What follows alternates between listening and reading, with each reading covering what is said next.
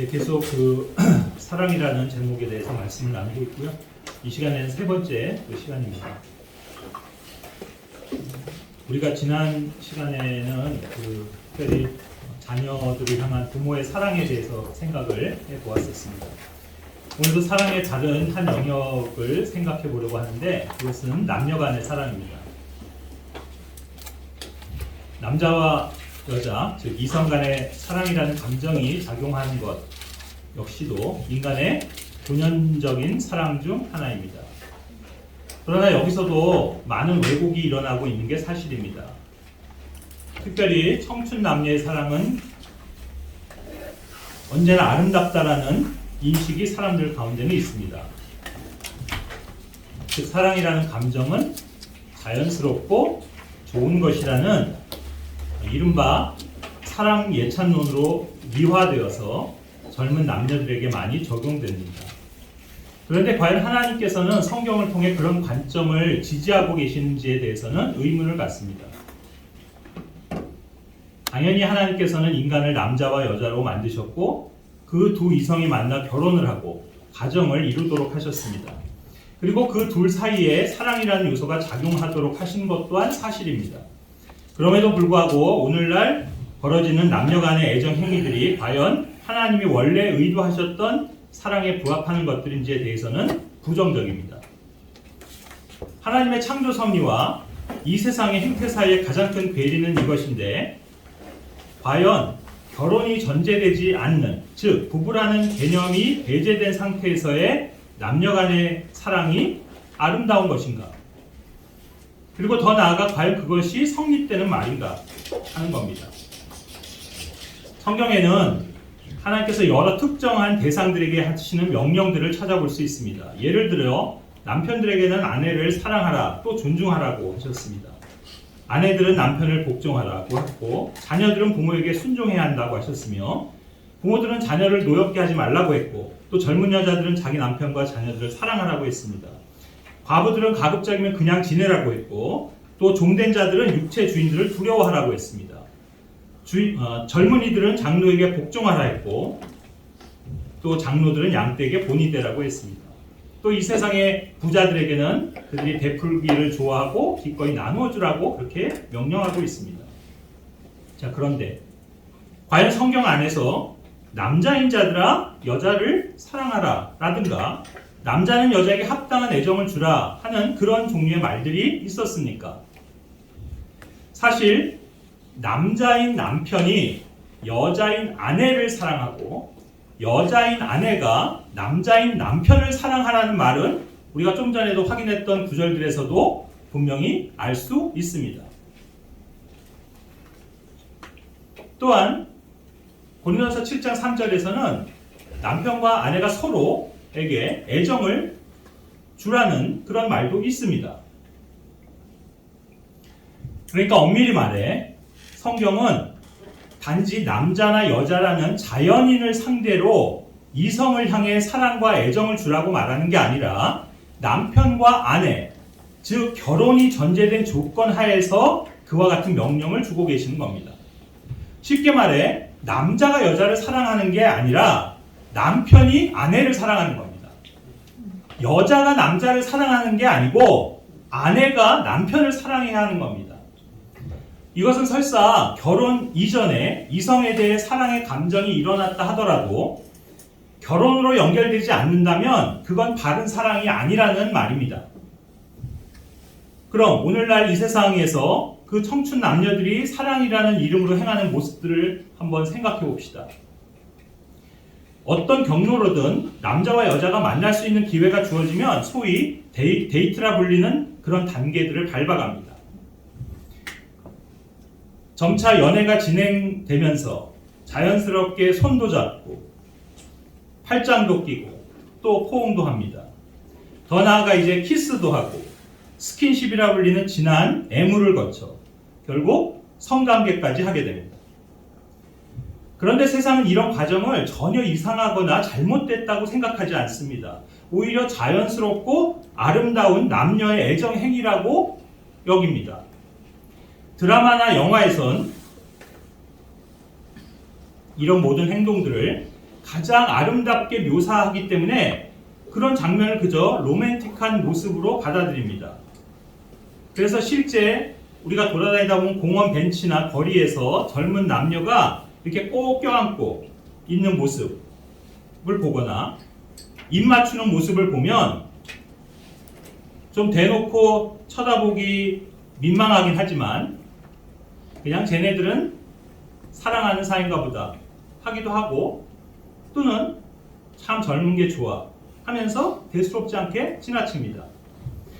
사실 몇십 년 전까지만 해도 그런 모습을 우리나라에서 나이 드신 분들이 보면 호통을 치는 분들도 계셨고 하다못해 하여튼 요즘 젊은 것들이라 하면서 혀를 쯧쯧하며 지나쳤습니다.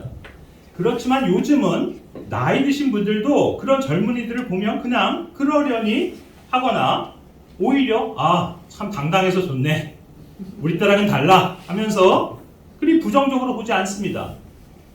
바로 오늘날 문화가 그렇고 요즘 사람들의 의식이 그렇습니다. 자, 그러면 사람들이 고리타분하게 여기는 이 성경은 뭐라고 말씀하고 있는지 봅시다. 고린도전서 7장 1절입니다. 이제 너희가 내게 쓴 것들에 관하여 말하건대 남자가 여자에게 손을 대지 아니하는 것이 좋으니라. It is good for a man not to touch a woman. 남자가 여자를 터치하지 않는 게 좋다는 겁니다. 자, 여기서 터치한다는 건 무슨 뜻입니까? 뭐 어떻게 의도치 않게 몸이 닿거나 스치는 걸 말합니까? 아니면 악수하는 걸 말합니까? 급정거하는 버스 안에서 넘어지려는 여자를 손으로 받쳐주거나 만원의 출근 지하철에서 어쩔 수 없이 옆에 여자와 밀착되어 있는 걸 의미합니까? 그런 걸 말하는 게 아니라는 건 다 잘 아실 겁니다. 이것은 의도된 애정의 신체 접촉을 말합니다. 요즘 말로 육체적 스킨십입니다. 여기 접촉한다는 뜻의 영어 단어 터치는 창세기 20장 6절에서 사용된 의미 그대로입니다. 나 역시 너를 막아 내게 죄를 짓지 아니하게 하였나니 이런 까닭에 내가 그녀에게 손대는 것을 to touch her 내가 허락하지 아니하였느라. 즉 터치한다는 말은 작게는 손가락 또는 손으로 만지는 걸 의미하지만 확대하면 성관계를 의미합니다. 그래서 고린도전서 7장 1절은 남자가 여자와 육체적으로 관계를 맺는 것이 옳지 않다는 뜻으로 이는 일반적인 남자와 여자에게 말하는 것입니다. 여기서도 남편과 아내의 경우를 말하는 게 아닙니다. 그렇다면 혼전 성관계만 갖지 않는다면 나머지 애정 행위는 해도 좋다는 뜻일까요? 그렇지 않습니다. 포옹이나 입맞춤, 즉 키스, 애무 같은 모든 성의 행위를 다 포함하는 겁니다. 여러분 혹시 창세기 26장의 사건을 기억하십니까? 이삭이 그랄 땅에 거하게 되었을 때 그곳 사람들이 아름다운 자신의 아내 리브가를 탐해 자기를 죽일까봐 그녀를 아내가 아닌 누이라고 거짓말한 사건 말입니다. 그런데 그곳 왕 아비말렉이 우연히 창밖을 보다가 이삭과 리브가가 어떤 행동을 하는 모습을 보고는 리브가가 이삭의 누이가 아니라 아내라는 사실을 알아채게 됩니다. 그렇다면 과연 이삭과 리브가가 한 행동이 뭐였을까요? 이것을 성경은 거기 제가 영어로 표현하는 부분 보시면 스포팅이라는 단어를 사용해서 설명하고 있습니다. 스포팅, 스포츠. 바로 오늘날 우리가 잘 알고 있는 그 스포츠라는 단어입니다. 요즘은 이 단어를 주로 운동 경기와 관련해서 우리는 이해하고 있습니다. 하지만 이 단어의 기본적인 뜻은 즐겁게 노는 걸 말하기 때문에 지금 한글로도 이삭이 자기 아내 리브가와 즐겁게 놀았다라고 번역해 놓았습니다. Isaac was sporting with Rebecca his wife. 그러면 이삭이 리브가와 스포츠를 하면서 즐겁게 놀았을까요? 둘이 탁구를 쳤다는 말입니까? 아니면 배드민턴을 하거나 공놀이를 했다는 뜻입니까?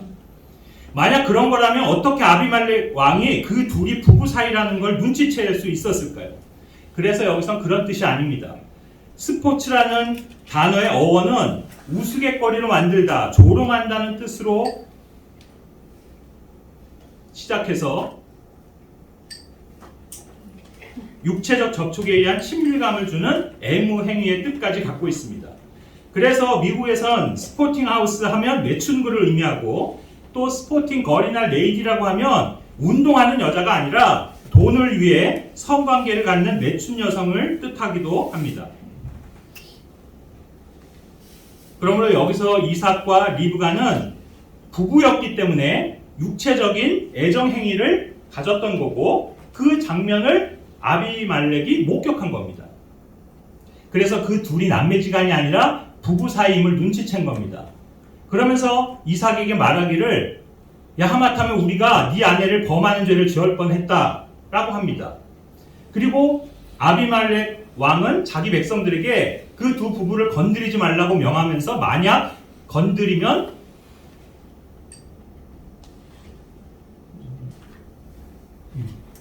거기서도 그 터치라는 말을 썼습니다.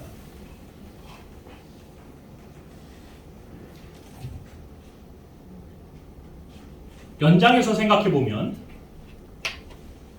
원래 사람들이 스포츠에 열광하는 이유도 스포츠가 주는 짜릿한 쾌감이 성적 쾌감과 거의 유사하기 때문입니다. 그러나 이는 단순히 오늘날 스포츠라 불리는 운동 시합만이 갖는 생리는 아닙니다. 도박이나 게임 등도 마찬가지인데 그런 것들이 왜 하면 할수록 거기에 빠져드냐면 거기서 느끼는 어떤 쾌감이나 즐거움이 있기 때문입니다.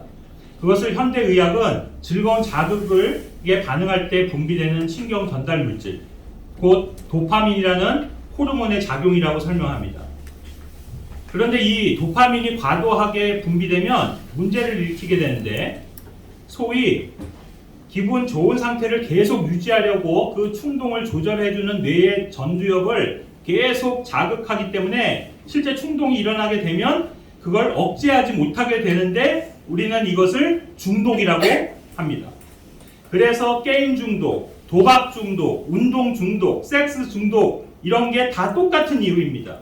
결국 이런 행동들에 탐닉하게 되면 순간 쾌감은 얻지만 그런 자극에 적응이 된 뇌가 계속해서 더 큰 즐거움을 바라기 때문에 기존 강도로는 만족하지를 못하고 점점 더 강한 자극이 필요하게 되는 겁니다. 그래서 더 몰입하고 계속해서 더 강한 자극을 갈구합니다. 바로 이런 종류의 즐거움을 성경은 뭐라고 표현하냐면 지금 앞에 보시는 것처럼 pleasure, 쾌락이라고 부릅니다. 술, 도박, 마약, 섹스, 게임, 운동, 음악, 영상, 춤, 음식 이 모든 것들이 주는 즐거움들을 추구하는 삶이 육체 정욕을 따라 사는 쾌락의 삶입니다. 그리고 이것이 성령 없는 이 세상 사람들의 생활입니다.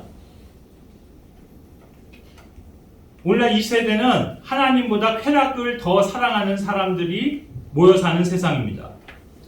물론 여기 있는 우리도 예전에는 한때 그렇게 살았던 사람들입니다. 디도서 3장 3절에 우리도 한때는 여러 가지 정욕과 쾌락을 섬기며 그렇게 살았다고 말합니다. 그리고 성경은 이렇게 끊임없이 쾌락만을 추구하며 사는 잘못된 인생들을 마치 광야를 떠도는 암나귀의 모습과 같다라고 예레미야 2장 23절 24절에서 말씀하십니다. 광야에 익숙한 야생 암나귀, 곧 자기 쾌락에 빠져 바람을 맞으며 킁킁대는 암나귀니라.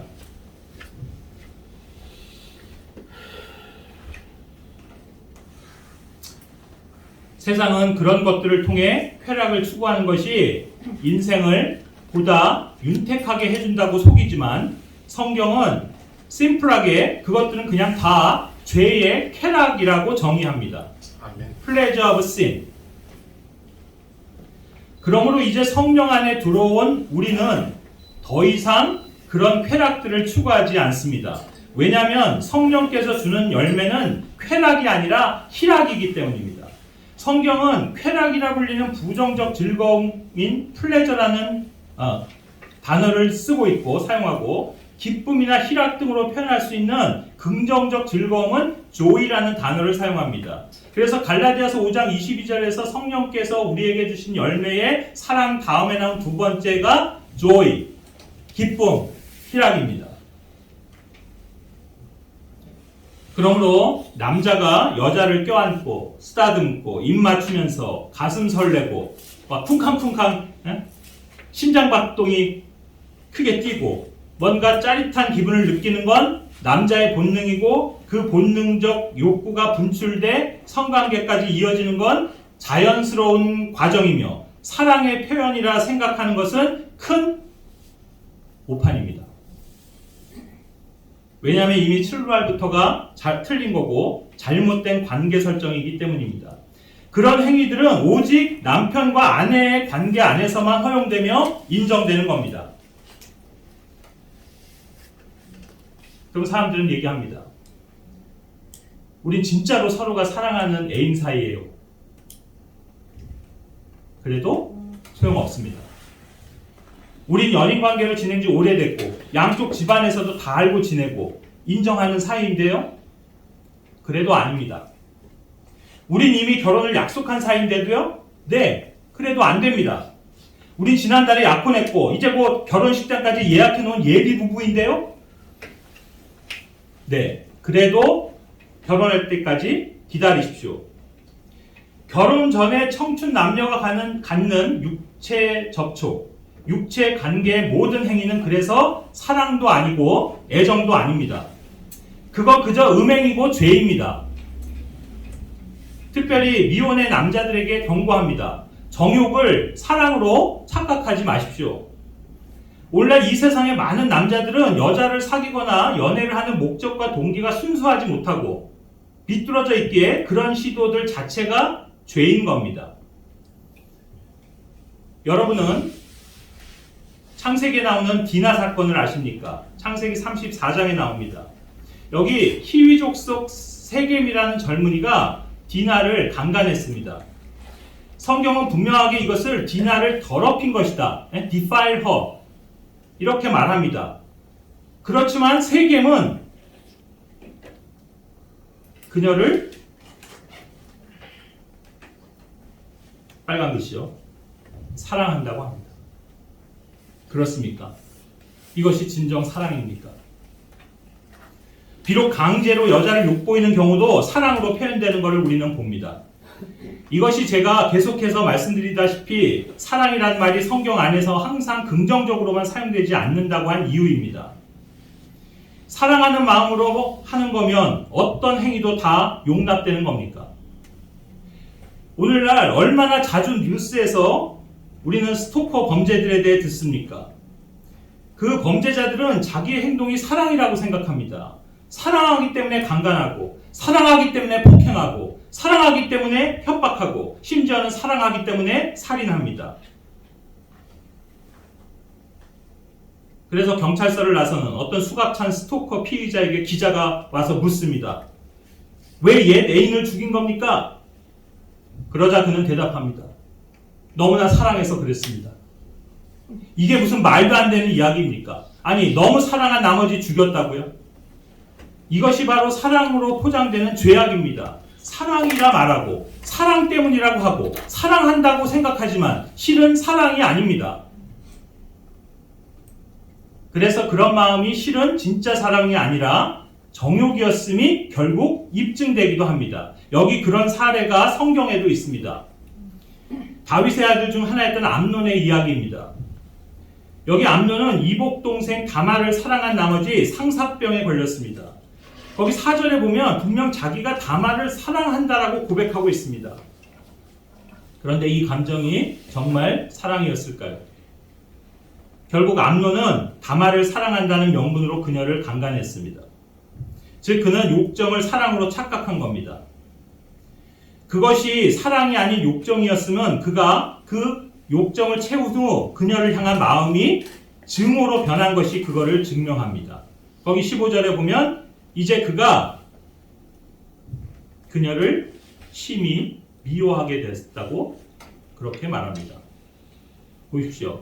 방금 전까지 사랑한다고 외치며 강제로 욕보이고 나서 그 행위가 끝나자마자 반대로 그녀를 미워하고 있는 겁니다. 그것도 아주 심하게 증오했다라고 표현하고 있습니다. 일순간에 증오로 바뀌어버린 그 사랑은 그래서 진정한 사랑이 아니라 욕정이었던 겁니다. 이처럼 오늘날도 많은 남자들이 정욕을 사랑으로 착각합니다. 그래서 아무리 사랑으로 포장해도 혼전에 이루어지는 모든 성의 행위는 하나님께서 불의한 죄로 치부해 버리십니다. 꼭 기억하시기 바랍니다. 성경은 남녀 간의 소위 자유연애라는 오늘날의 개념을 인정하지 않습니다. 계속 강조하고 있듯이 남녀 간의 사랑은 오직 결혼을 전제로만 성립되는 것입니다. 그러므로 결혼한 것도 아니면서 이 여자 저 남자 만나서 연애하는 것은 잘못입니다. 이 사람 저 사람 만나서 연애하다가 아니다 싶으면 헤어지고 또 다른 남자 또 다른 여자를 만납니다. 이런 식으로 여러 사람을 사귀는 걸 아무렇지 않게 여기고 오히려 그런 경험이 많으면 많을수록 좋다고 생각하는 건 이 세상의 타락한 풍속입니다. 아니, 그렇다고 아무나 만나서 한 번에 결혼할 수는 없는 거 아닙니까? 하실 겁니다. 아니, 오히려 정말 결혼할 만한 남자인지 또 여자인지를 알려면 먼저 사귀어봐야 하는 거 아닙니까? 그리고 여러 사람을 만나봐야 잘 고를 수 있는 거 아닙니까? 라고도 할 겁니다. 하지만 그런 사고방식은 사탄 마귀에게 속는 겁니다. 이 남자 저 남자, 이 여자 저 여자 할 것 없이 마음껏 만나서 연애하도록 허용하지 않으셨습니다. 그렇게 하라고 하나님께서 남자와 여자를 창조하신 게 아닙니다. 결코 많은 연애 경험이 좋은 결혼을 가져오는 게 아닙니다. 그저 연애하고 싶은 마음은 타락한 인간의 마음 속에서 나오는 정욕의 생각일 뿐입니다. 그리고 그것을 부추기는 건 마귀가 만든 이 세상 문화인 겁니다. 오늘날 더 큰 문제는 이제는 연애를 많이 하는 것만으로도 모자라서 먼저 한번 같이 살아봐야 한다는 생각, 즉 혼전 동거에 대해서까지도 관대한 지경에 이르렀습니다. 우리나라도 이제 결혼보다도 동거가 더 현명한 생활 방식으로 퍼져가고 있습니다. 물론 핑계야.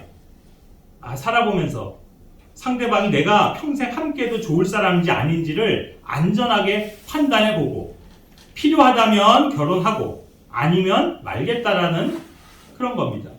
그러나 이것 역시 이기적인 정욕에서 나온 생각입니다. 사람들은 말합니다. 동거나 결혼이나 실상은 별 차이가 없는 거 아니겠습니까? 그저 법적으로만 혼인관계가 아닐 뿐 실제는 부부나 마찬가지 아니겠습니까? 이렇게 말이죠. 그래서 생겨난 이 세상 용어가 사실혼입니다. 아니, 결혼이면 결혼이고 아니면 아닌 거지. 사실은 결혼. 이라는 게 뭔 말입니까?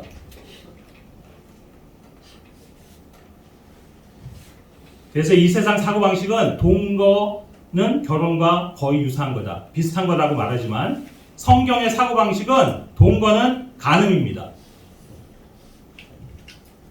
즉 동거니 사실혼이니 내연관계니 이런 용어는 그저 간음을 합리화하는 말에 불과합니다. 그러므로 스킨십, 자유연애, 프리섹스, 건전한 무슨 성문화, 동거, 계약 연애, 계약 결혼 이런 말들은 세상의 개념이지 그리스도인들과는 전혀 어울리지 않는 단어들입니다. 다시 한번 처음에 말씀드렸던 그 고린도서 7장 1절로 보건대 남녀 관계가 아름다운 결혼으로 결실을 맺느냐 아니면 정욕적인 간음으로 끝을 맺느냐는 남자가 여자를 어떻게 대하느냐에 따라 결정지어집니다. 아마도 이런 말들이 요즘 세대 젊은이들에게는 무슨 구닥다리 같은 말로 들릴 겁니다. 그러나 이건 무슨 고리타분한 기성세대의 훈계도 아니며 보수적이고 시대착오적인 꼰대의 잔소리도 아닙니다. 이건 성경의 가르침이고 하나님의 말씀입니다. 또한 청년의 정욕을 피하고 오직 순수한 마음으로 주를 부르는 자들과 함께 의와 믿음과 사랑과 화평을 따르라. 그리고 이는 폐역하고 음란한 이 세대의 불신자들을 겨냥해서 하는 말도 아닙니다. 왜냐하면 어차피 이 세상 사람들은 음행과 간음과 온갖 음란함이 일상생활이 된 자들이기 때문입니다. 문제는 교회 안에 믿는 형제라고 하는 젊은이들을 대상으로 하는 말들이라는 점입니다. 물론 젊은이에게만 국한된 문제도 아니며 남자들에게만 해당되는 것도 아니긴 하지만 분명한 사실은 오늘날 교회들 안에서도 이런 문제들이 심심치 않게 일어난다는 사실입니다. 꽤 오래전 일이긴 한데 제가 실제로 교회 안에서 목격했던 사건입니다. 저희 교회 안에 결혼 정년기가 꽉 찬 어떤 형제와 자매가 있었습니다. 둘 다 선교회 시절부터 시작해서 꽤 긴 시간 교회 안에서 훈련받아온 나름 그래도 성장했다고 여겨진 형제 자매들이었습니다. 특별히 그 자매는 우리 부모님 집에서 같이 생활까지 한 적도 있었던 자매였습니다. 그런데 어느 날 알게 된 사실은 그 형제와 자매가 사귀었던 겁니다. 교회 안에서 공식적으로 연결해 준 것은 아니었고 아마 둘이 은연중에 좋아하는 마음이 생겼는지 그렇게 몰래 사귀었던 것 같습니다. 아무튼 교회 안에서는 처음에 아무도 그 둘이 사귀는 걸 알지 못했었습니다. 그런데 바로 앞서 말했던 내용들처럼 결국 둘은 선을 넘어 부적절한 관계를 맺었고 결국 그 자매는 임신까지 하게 되었습니다. 결국 그 사실 교회 안에서도 알려지게 되었는데 문제는 어쨌든 사태가 그 지경까지 됐으면 결혼이 됐어야 했는데 그 형제가 거절한 겁니다. 오늘날 속된 말로 자매를 차버린 거죠. 그리고 자신도 그런 상태에서는 교회 안에 계속 머물 수가 없으니 교회를 떠나버렸습니다. 참 무책임한 뿐만 아니라 악하다고까지 볼 수 있는 형제의 잘못입니다. 그래서 어떻게 된 줄 아십니까? 그 자매가 얼마나 크게 상처를 입고 충격을 받았겠습니까? 결국 그 자매는 돌아버렸습니다. 미쳤다고요. 진짜로. 일종의 정신착란일 수도 있지만 보다 정확히 말하면 마귀가 들렸던 겁니다. 한동안 안 보이다가 어느 날 일요일 오후에 교회 형제자매들이 모여 성경 공부하는 그 시간에 갑자기 나타난 겁니다. 그리고 온 동네에 들릴 만큼의 큰 소리로 차마 입에 담기도 힘든 욕설을 내뱉으며 당시 우리 교회 리더였던 저희 아버님을 나오라고 악을 쓰는 거였습니다. 저는 지금도 그 자매의 모습이 생생한데 옷 매무새와 머리카락은 다 흐트러진 상태에서 맨발로 눈은 반쯤 돌아가 있는데 도끼가 서려 있고 그 입으로는 이루 말할 수 없는 하나님을 모독하는 말들과 제 아버지를 포함해 형제자매들을 저주하는 말들을 내뱉으면서 그렇게 한참을 소동을 벌였던 겁니다. 저는 그 후에 그 자매가 어떻게 되었는지 소식을 알지 못합니다. 그런데 교회 안에서 즉 그리스도인들 가운데서도 이런 충격적인 일들이 실제로 벌어질 수 있음을 경험했던 겁니다.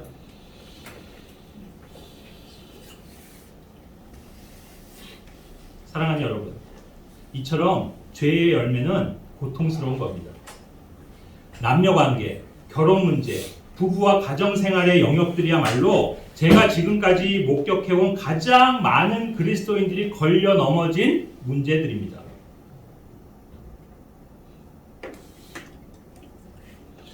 그러면 이제는 긍정적인 사랑의 경우, 즉 바른 결혼으로 열매 맺는 사랑에 대해 말씀드리도록 하겠습니다.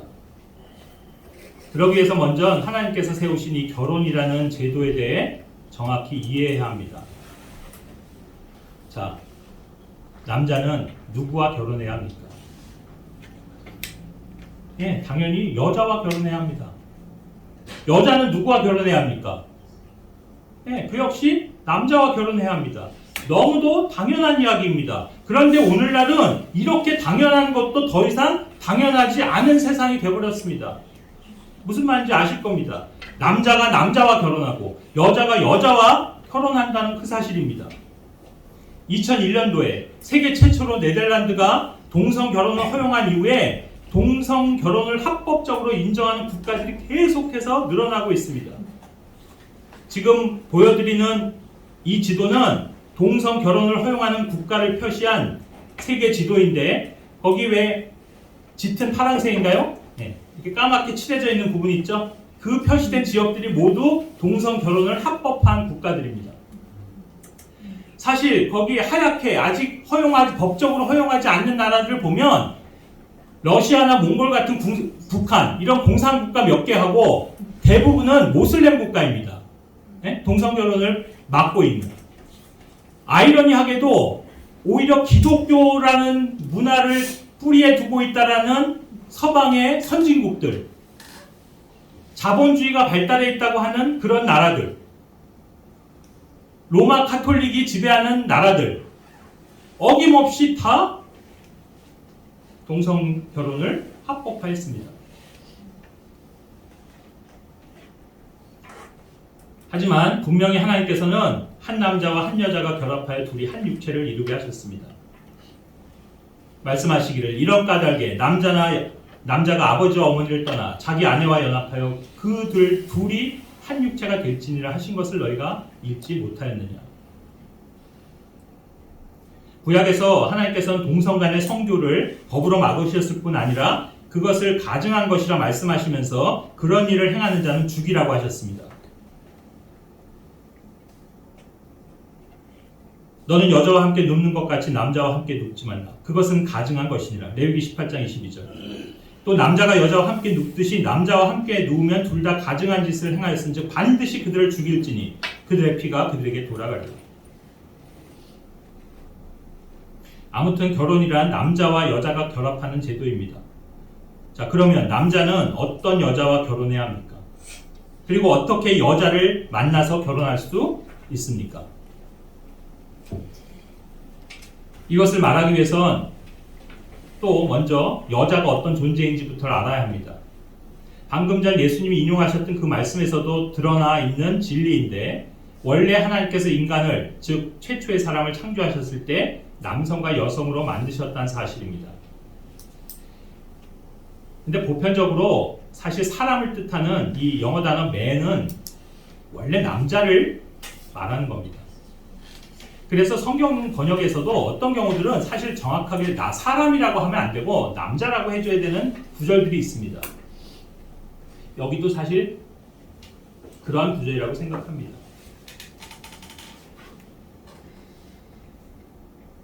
사람을 뜻하는 man은 남자다. 왜냐하면 하나님께서 만드신 최초의 사람은 남자였기 때문입니다. 이 예수님이 인용하신 원래 말씀 창세기 1장 27절 바로 여기 앞에 있죠. 이걸 보면 하나님께서는 남자를 자신의 형상, 자신의 이미지로 창조하셨음을 알 수 있습니다. 하나님께서 자신의 이미지로 사람을 창조하시되 그랬죠. 첫 문장에서. 이 말은 남자가 하나님의 이미지라는 건데 이는 하나님이 남성이기 때문입니다. 남자는 하나님의 형상이요 영광인즉 참으로 그가 자기 머리를 덮지 않는 것이 마땅하거니와 여자는 남자의 영광이니라. 자, 하나님의 형상, 하나님의 이미지가 누구라고요? 남자입니다. 그러니까 분명한 건 하나님이 창조한 건 남자고 하나님을 닮은 것도 남자입니다. 여자는 창조한 게 아닙니다. 흔히들 하나님이 먼저 남자를 창조하고 뒤에 따로 여자를 창조했다고 생각하기 쉽지만 하나님은 여자를 따로 창조하지 않았습니다. 그럼 여자는 어떻게 생겨난 겁니까? 그건 남자의 몸에서 분리해낸 겁니다. 무슨 말인지 이해가 가실까요? 쉽게 말해 여자는 이미 남자 안에서 창조되어 있었다는 사실입니다. 이 창세기 1장 27절을 자세히 보면 그 두 번째 문장 하나님의 이미지로 여기 그를 창조했다고 그랬죠. God created him. 단수예요. 그입니다. 그런데 후반절 그 맨 밑에 문장은 그들을 남성과 여성으로 창조했다. 예? Male and female created he them. 여긴 them. 그들을 창조했다라고 말하고 있죠. 근데 이건 서로 다른 걸 말하는 게 아닙니다. 같은 겁니다. 다만 그들이라고 한 건 man and woman, 예? 남자와 여자를 말하는 게 아니고 male and female 이라는 다른 단어를 사용하고 있습니다. 다시 말해 남자라는 사람과 여자라는 사람을 각각 창조했다는 말이 아니라 창조한 건 man, 남자인데 그 man 안에 메일과 피메일이라는 성을 동시에 창조했다는 말입니다. 이게 어렵게 들릴 수도 있겠지만 육체로 창조된 아담 안에는 이미 피메일, 여성이 존재하고 있었던 겁니다. 그래서 그런데 시간이 지나서 하나님께서는 이제 그 아담 안에서 그 피메일, 여성을 분리시켜서 woman, 여자를 만들어 주신 겁니다. 여기 여자를 만드는 과정을 설명하신 장면 안에서 그 사실을 증명해주는 구절을 만날 수 있습니다. 창세기 2장 18절입니다.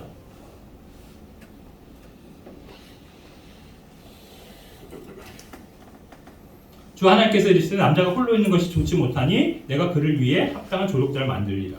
자, 이렇게 지금 의역해서 번역을 해놨습니다. 그런데 우리 이게 킹제임스성의 영어로 보시면요, I will make him an helpmeet for him. 직역을 하자면 나는 그를 위한 도우미로 만들 것이다. 에? 조력자로 만들 것이다.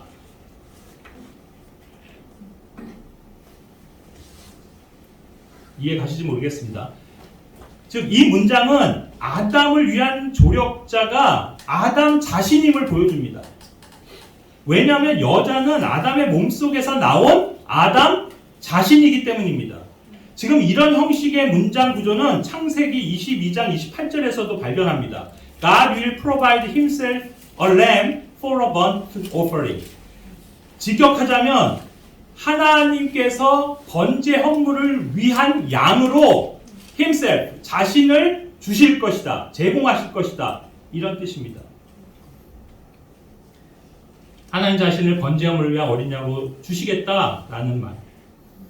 지금 이런 종류의 구절들은 아주 특별한 믿음이 없이는 절대로 옳게 번역할 수 없다라고 저는 생각합니다.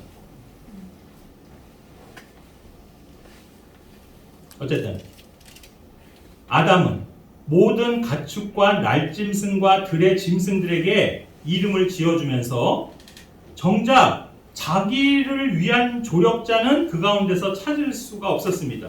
즉 외부의 피조 세계에서 아담을 위한 조력자는 없었던 겁니다. 그래서 하나님께서는 아담 자신을 아담을 위한 조력자로 만들어 주셨습니다.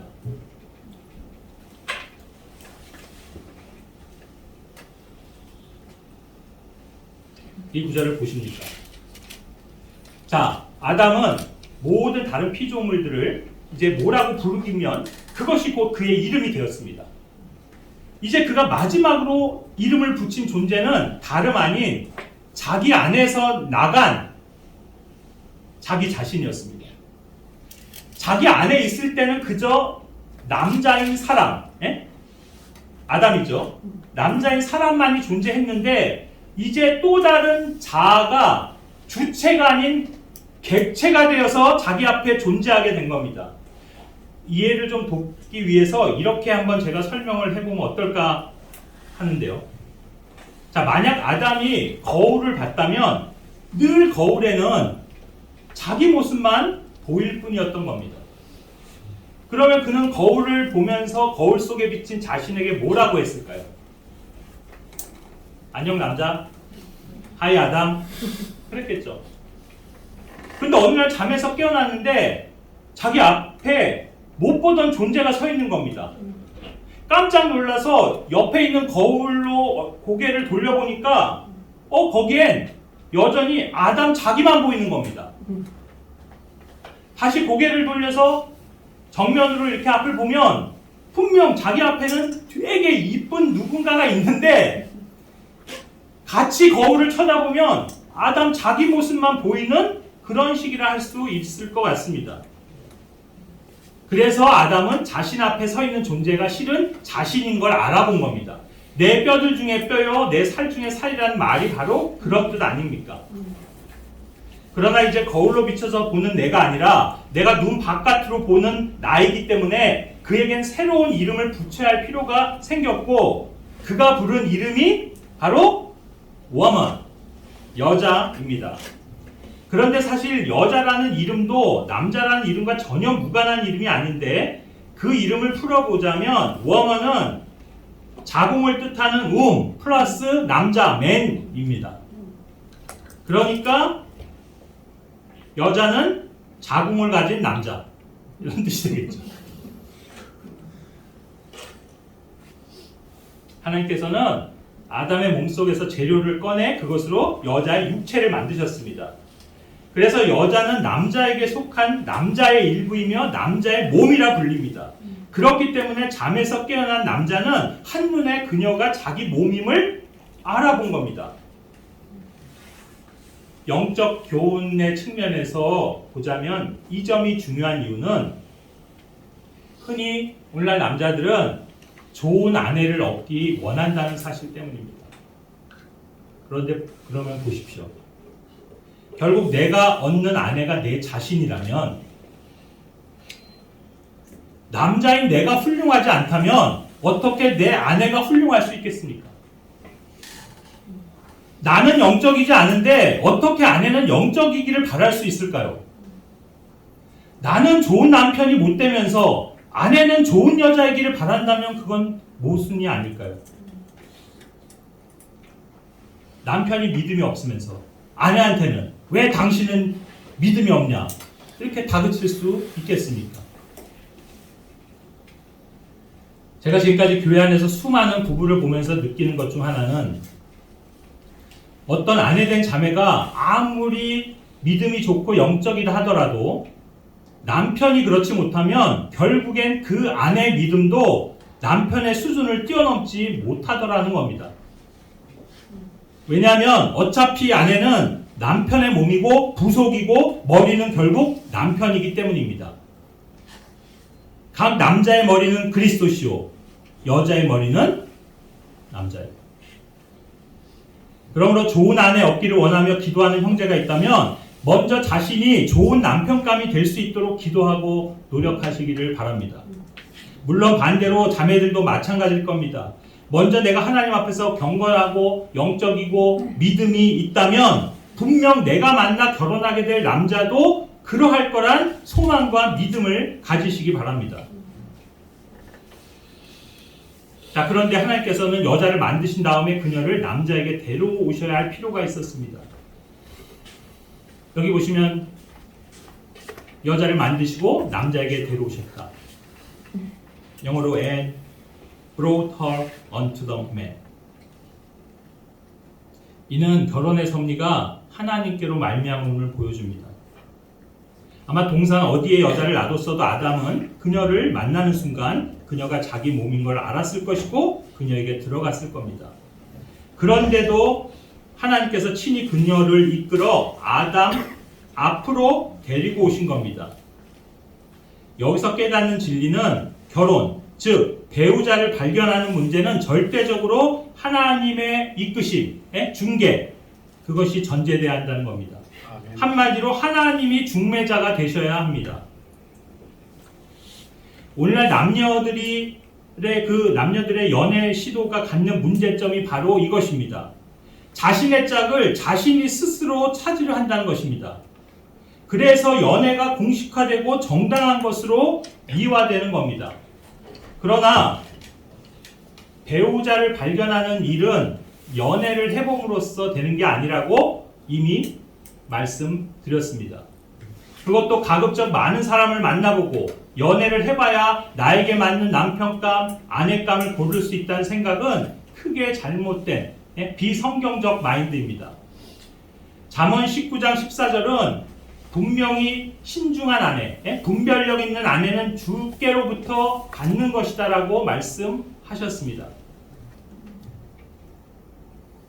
그래서 만일 내가 노력을 하고 내가 연애를 시도해서 배우자를 결정한다면 아마도 그 배우자는 분별력 있는 사람이 아닐 가능성이 큽니다. 다시 말해 잘못된 짝을 만날 공산이 크다는 겁니다. 여기 아담은 아내를 얻기 위해서 과연 무슨 일을 했습니까? 사실은 그는 아무것도 한 일이 없습니다. 왜냐하면 그는 깊은 잠에 빠져 있었기 때문입니다. 사람이 잠을 자는 동안엔 사실 아무것도 할 수 없습니다. 그래서 아담은 그 어떤 시도를 통해 아내를 얻은 것이 아닙니다. 그는 단지 잠에서 깨어서 눈을 떴을 때 자기 앞으로 하나님께서 데려오신 여자를 봤을 뿐입니다. 그러므로 여기서 배울 수 있는 진리를 직설적으로 표현하자면 결혼 상대자를 얻기 위해선 아무것도 하지 말아야 합니다.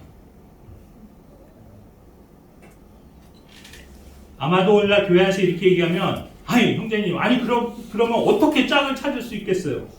그렇게 해서 어디 결혼이나 할 수 있겠습니까? 그렇게 말하는 분들이 있을 겁니다.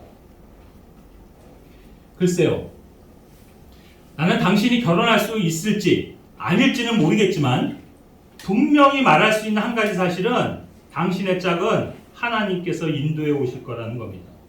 당신은 그걸 믿어야 합니다. 그리고 오직 당신이 해야 할 유일한 일은 하나님께서 당신의 짝을 막상 당신 앞으로 데려오셨을 때 그 사람이 당신의 짝임을 알아볼 수 있게 해달라고 기도하는 것뿐입니다. 이 배우자를 만나는 문제에 대해서 영적 진리를 배우고 싶다면 그 이삭이 리브가와 결혼하게 되는 과정을 그려놓은 말씀을 찬찬히 묵상하며 읽어보시기 바랍니다. 그것은 창세기 24장입니다.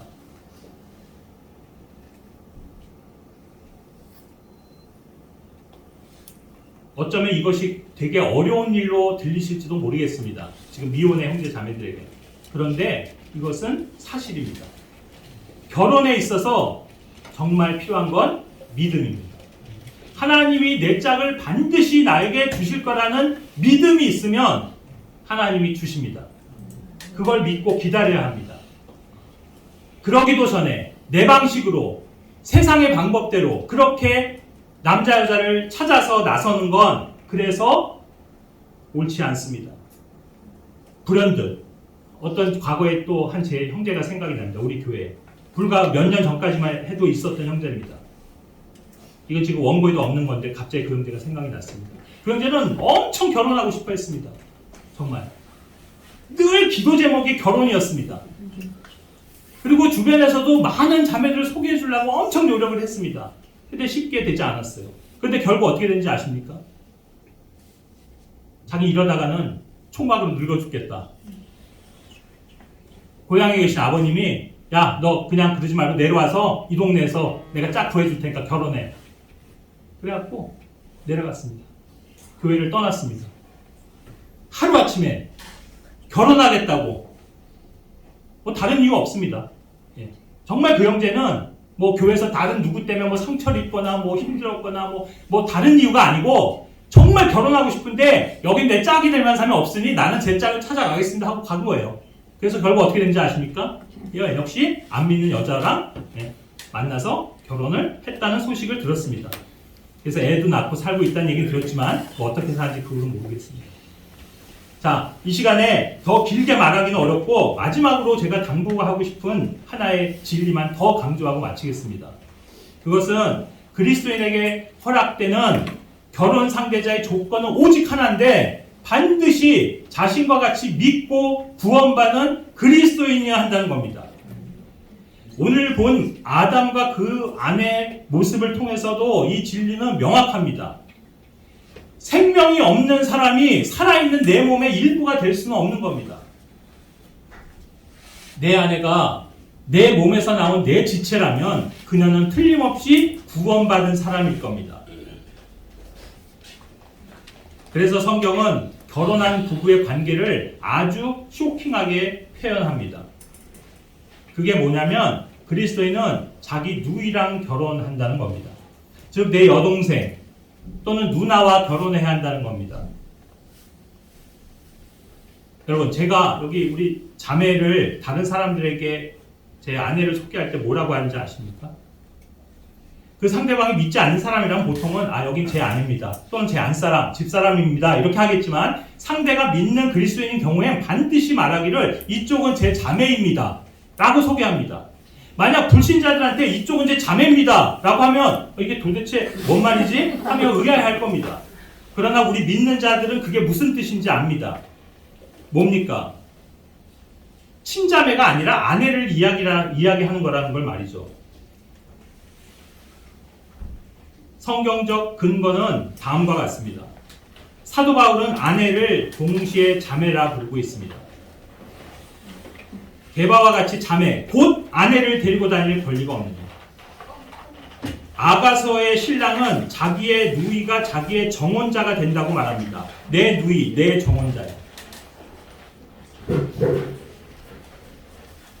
오늘 본 아담에게 그 아내도 사실상 자매인데 왜 그렇습니까? 한 아버지를 두고 있기 때문입니다. 그러므로 지금 이 그림들이 주는 가르침은 명확합니다.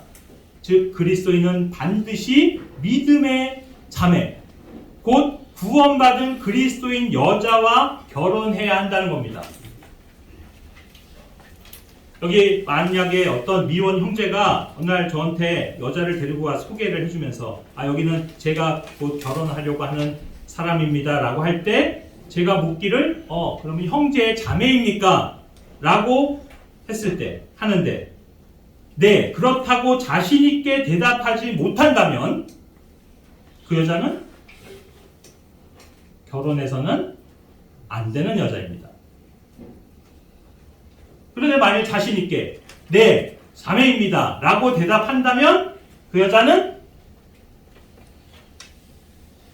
만지면 안 되는 여자입니다. 그렇지 않습니까? 사람이 자기 누이, 즉 누나나 여동생하고 입 맞추고 애무하고 그럽니까? 그러니까 결혼해서 그 자매가 당신의 아내가 될 때까지는 그렇게 해서는 안 되는 겁니다. 이 순서를 반드시 지키시기 바랍니다. 자매와 결혼해서 내 아내가 되는 겁니다. 결코 자매가 아닌 여자와 먼저 결혼해서 아내로 삼은 다음에 자매로 만들겠다는 그 허황된 생각을 버리시기 바랍니다.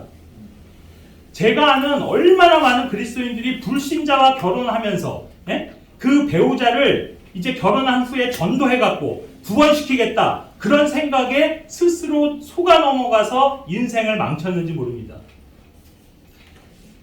기억하십시오. 하나님은 결코 불신자를 구원하시는 방법으로 그리스도인과 불신자가 결혼하는 아이디어를 내신 적이 없습니다. 아멘. 생각해 보세요. 만약 안 믿는 사람과 결혼해서 상대를 구원할 수 있다면 차라리 구원받은 모든 사람은 모두가 불신자와 결혼하는 게 낫지 않겠습니까? 그런데 그렇게 되지 않습니다. 그리고 그건 역시 하나님의 뜻도 아닙니다. 하나님이 기뻐하신 일도 아닙니다. 모든 구원받은 미혼의 형제 자매들을 향한 하나님의 뜻은 이것입니다. 고린도후서 6장 13절 너희는 믿지 않는 자들과 더불어 공평하지 않게 멍에를 같이 매지 말라. 믿는 자가 믿지 않는 이 세상의 불신자와 함께 결혼이라는 멍에를 뒤집어 쓰는 것, 그것은 하나님이 결코 기뻐하신 일이 아닌 겁니다. 그런데 구원받은 그리스도인이 그래도 한번 지옥을 경험해보고 싶다면 불신자와 결혼하면 됩니다. 하나님은 우리 믿는 자들이 이 세상에서 성별된 삶을 살기를 원하십니다. 그것은 아까 초반에 말씀드렸던 미혼의, 즉 청년의 형제 자매들이 자신의 몸을 존귀한 그릇으로 여기고 그 음행의 많은 죄들로부터 자신을 지키는 것. 그것이 첫 번째이고요. 그리고 이제 하나님께서 주신, 허락하신 올바른 자매를 만나서 결혼하고 그와 부부를 이뤄 가정을 이뤄서 서로를 사랑하며 존중하고 복종하는 그런 아름다운 모습을 통해서 하나님은 영광받기를 바라시는 겁니다. 결코 이 세상 오늘날에 뭐 영화에서는 뭐 드라마에서는 뭐 요즘 사람들 다 그렇게 하는데요. 다 그게 일반화되어 있는데요. 그러나 그것은 우리가 따라갈 길이 아닙니다. 다시 한번 여러분들이 이런 오늘 도면을 다시 생각해 보시고 또 스스로에게 정말 결심과 또 적용을 하는 그런 시간이 되었기를 바라겠습니다. 기도하며 마치겠습니다.